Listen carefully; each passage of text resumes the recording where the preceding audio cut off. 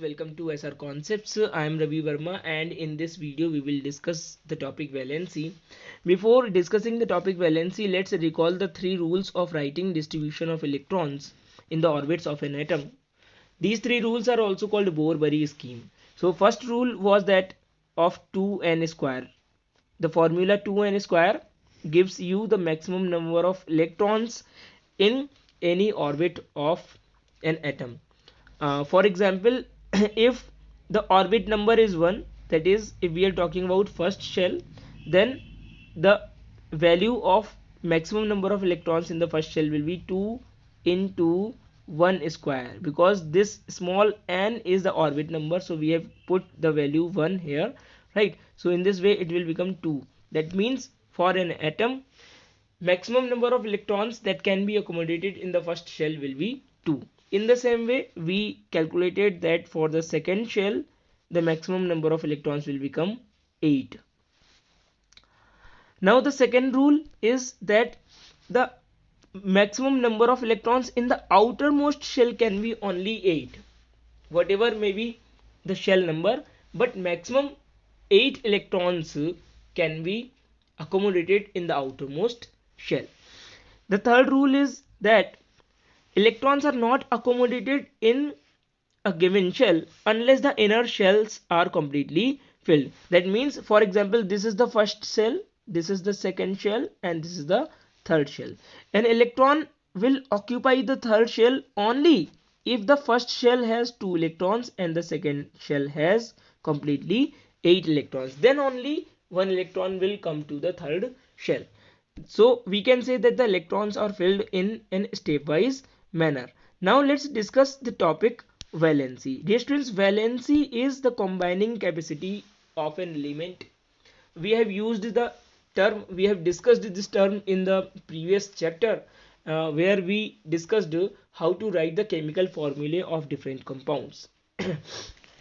So students, valency is actually a number which indicates to how the atoms of a particular element will combine with the atoms of other elements. So valency is actually a number. Let's understand how this valency is determined.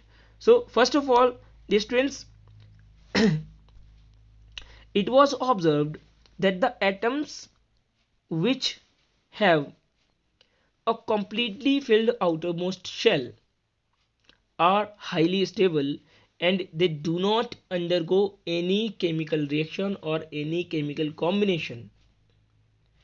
That means such atoms do not make molecules with either same type of atoms or different types of atoms. For example, if we talk about helium atoms, then helium has only one shell, that is the first shell, and it has 2 electrons in the first shell.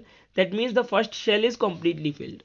So helium will not undergo any chemical combination, or helium atom will not make any molecule. So helium has zero valency. That means helium atom do not combine with any other atom. Why? Because the outermost shell of the helium atom is completely filled. When the outermost shell is completely filled, the atom is said to have an octet. The atom is said to have an octet. Now let's look at the neon atom. As you can see, the second shell of the neon is the outermost shell and it has total 8 electrons. You can count here. As you know that the second shell is the outermost shell and the outermost shell has 8 electrons, right? That means the outermost shell is completely filled. Again, the neon, because of having 8 electrons in the outermost shell, has an octet. We can say that neon has an octet, and in this way neon is again an element which does not undergo any chemical combination, or we can say that neon atoms do not make molecules with any type of atom. So in the same way, as you can see, this is the atom of argon, and argon is the same type of element. As you can see that its outermost shell has 8 electrons. That means it has a complete octet. So these elements are also called inert elements because they do not undergo any chemical combination, means their atoms remain individually, means they do not make bonds with any other atom, they do not make molecules with any other atom or the same type of atom. Now what about the remaining elements, the elements which do not have a complete octet? Let's look at them. If we talk about this atom, hydrogen, we can say that it has only one electron in the outermost shell. That means the outermost shell is not completely filled. In the same way, these lithium, beryllium, boron, carbon, nitrogen, oxygen, fluorine, then sodium, sulfur, phosphorus, these all atoms, as you can see, do not have a complete octet, means their outermost shells are not completely filled. So these elements, the atoms of these elements, try to complete their octet by combining with the atoms of either same type or of different type. And in order to complete their octet, they undergo such chemical combinations, means they make bonds with other atoms, and during this bonding process they are actually either gaining electrons or sharing electrons, or they are losing electrons. Let's have a look at an example. For example, look at the sodium atom and look at the chloride atom. Sodium atom, in the outermost shell of the sodium atom, as you can see, there is one electron. How this sodium atom can achieve an octet? The easiest way will be to donate an electron from the outermost shell. So if the sodium atom loses an electron from the outermost shell, then the second shell of the sodium atom will become the outermost shell that is already complete. That means the sodium atom may gain an octet by losing one electron. Now look at the chlorine atom. Chlorine atom has 7 electrons in its outermost shell. How many electrons? 7 electrons in its outermost shell. So this is not easy for chlorine atom to lose 7 electrons, but the easiest way of obtaining 8 electrons in its outermost shell will be that it gains 1 electron. So chloride atom needs 1 electron to get 8 electrons in its outermost shell. So if it receives 1 electron from any atom, then total number of electrons in the outermost shell will become 8. So dear students, this happens that whenever sodium and chlorine atoms come close together, right, what happens that sodium atom loses 1 electron and it is received by the chloride atom. In this way, this electron lost by the sodium atom goes to the outermost shell of the chlorine atom. In this way, the chlorine atom gets total 8 electrons, right, in the outermost shell, while the 1 electron lost from the outermost shell has gone. So the second shell becomes the outermost shell in the sodium atom. In this way, sodium and chlorine, both atoms gain an octet or achieve an octet. Dear students, as you can see, a neutral sodium atom has 11 electrons, but it has lost 1 electron. That means the total number of electrons with the sodium atom will become 10. So after losing 1 electron, the sodium atom has 10 electrons. Right. So now once the sodium atom has lost the electron, it has 10 electrons, right? But the nucleus of the atom should have 11 protons.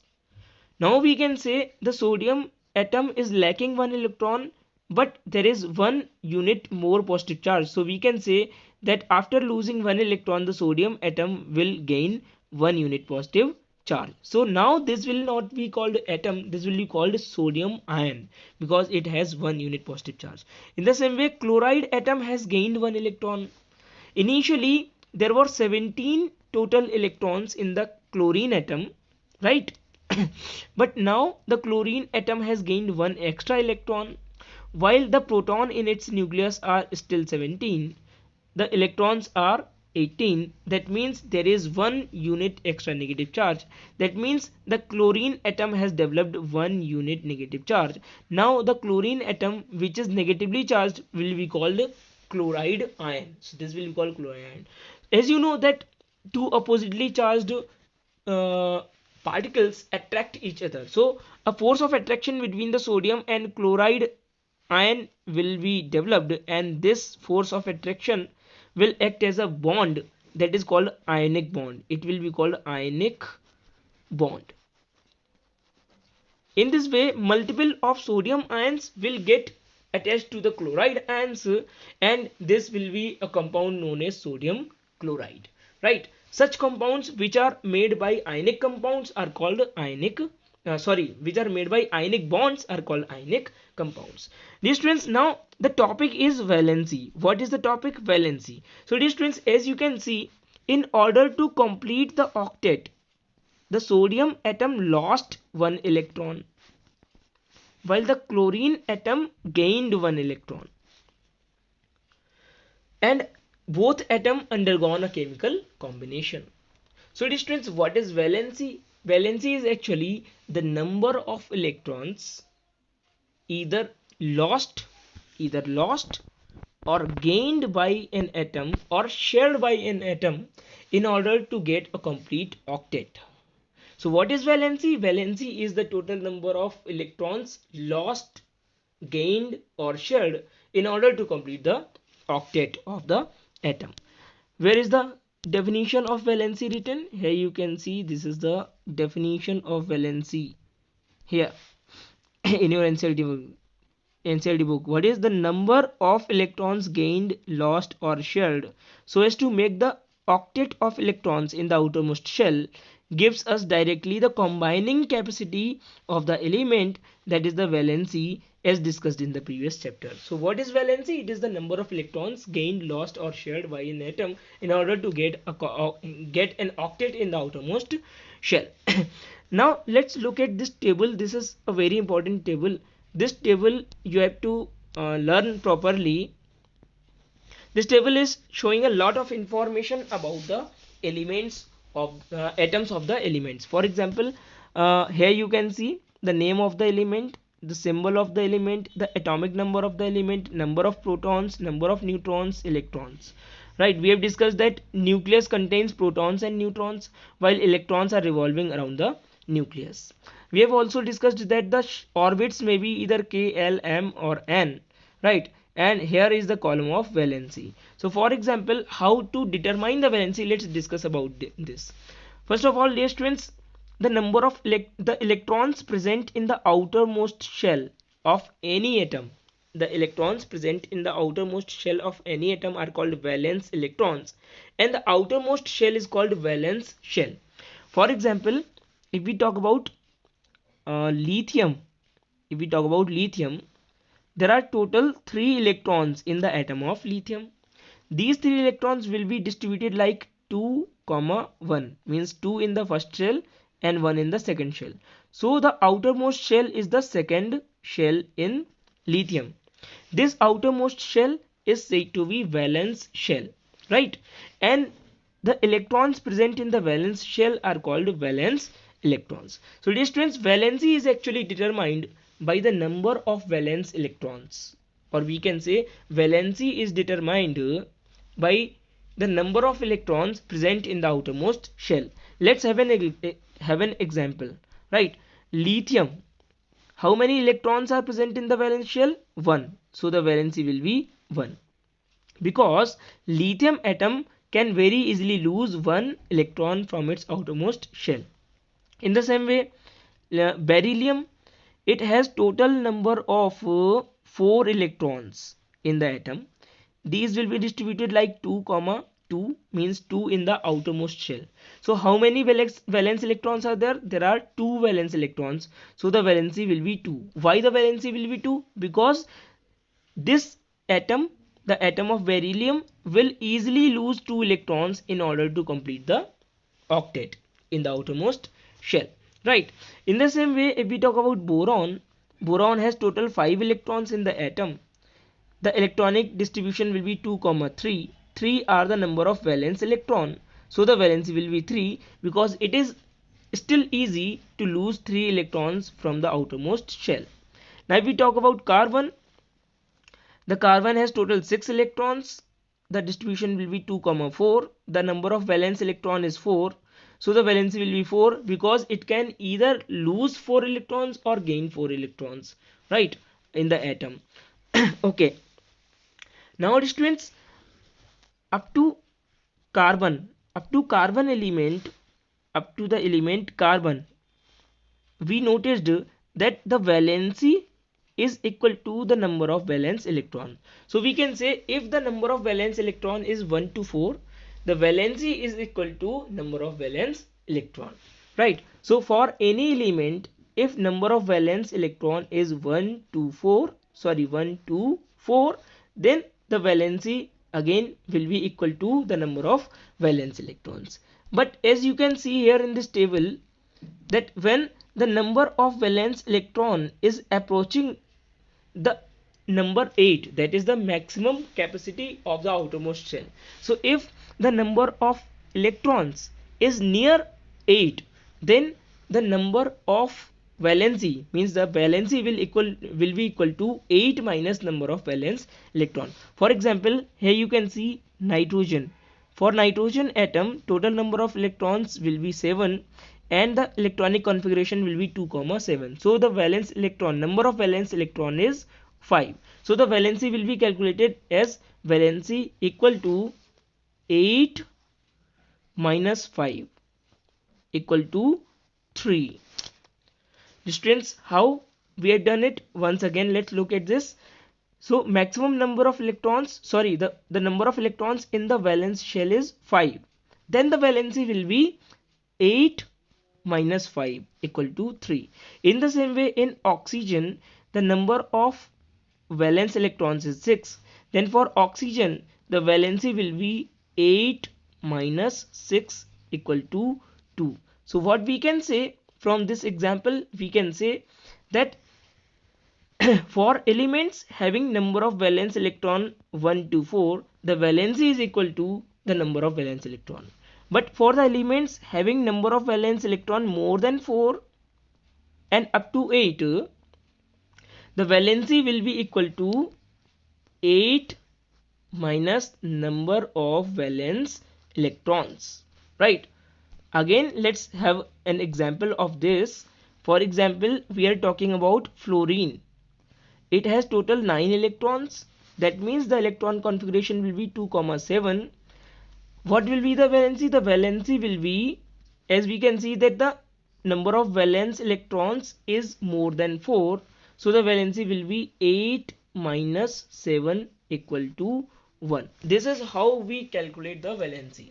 Means if the number of valence electron is more than 4, then the valency will be 8 minus number of valence electron. But if the number of valence electron is 1 to 4, then the valency will be equal to number of valence electrons. Dear students, after getting this information, you will be very familiar how to calculate the valency. So dear students, please practice and learn this table very well, because a number of questions will be coming from this table. In the next video, we are going to discuss the next topic, that is the atomic number and the mass number, right? Students, one more thing that is coming to my mind, means why it is happening that we are calculating valency, like if the number of valence electron is more than 4, then the valency is 8 minus 5. Look at this. Suppose oxygen atom has 6 electron, 6 valence electron. Then what will be easy for this atom to complete the octet?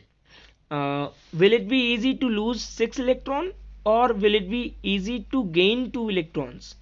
So I think gaining 2 electrons is easier than losing 6 electrons. That's why the oxygen atom has a tendency of gaining 2 electrons. That's why the valency is 2. So we can say the valency, that is a number, is indicating the tendency of an atom to either lose or gain the electrons. Similarly, if we talk about neon atom, fluorine atom, right? So the number of valence electron is 7. So in order to complete the octet, right, it is very hard to lose 7 electron, but it is comparatively very much easy to gain 1 electron, right? So this is why it has a tendency to gain 1 electron. So fluorine has a tendency to gain 1 electron, exactly like the chlorine atom has a tendency to gain 1 electron, right? This is why whenever the fluorine atom is undergoing chemical bonding, it is trying to gain 1 electron in ionic compounds, right? So this is why the valency of fluorine should be 1, and this is why we are calculating the valency as 8 minus number of valence electrons. Thank you for watching this video, right? What we are going to discuss in the next video I have already told you.